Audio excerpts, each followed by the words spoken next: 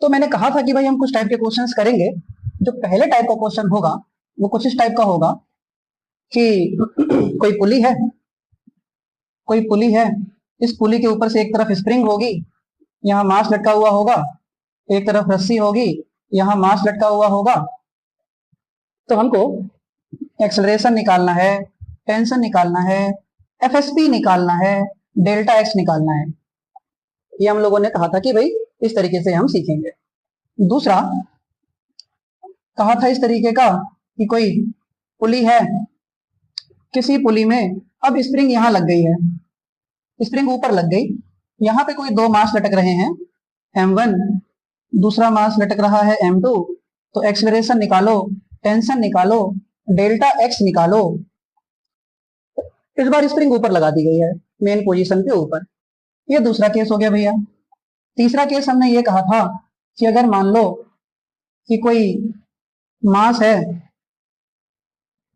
दो मास लटक रहे हैं, ऊपर यहां पर स्प्रिंग है, ऊपर स्प्रिंग है, नीचे रस्सी है।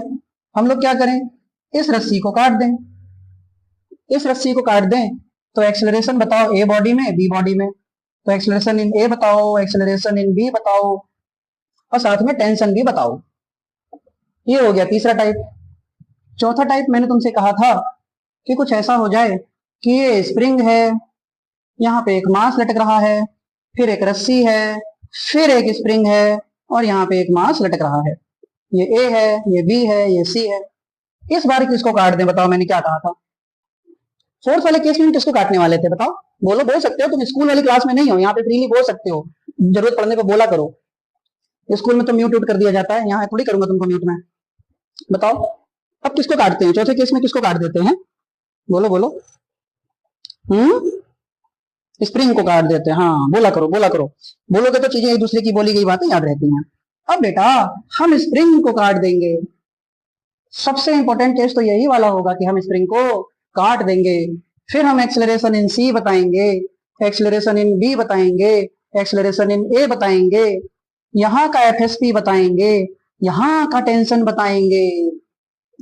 सबसे इंपॉर्टेंट पार्ट तो बेटा ये वाला है, रस्सी में टेंशन क्या होगी, सबसे इंपॉर्टेंट ये सीखना है।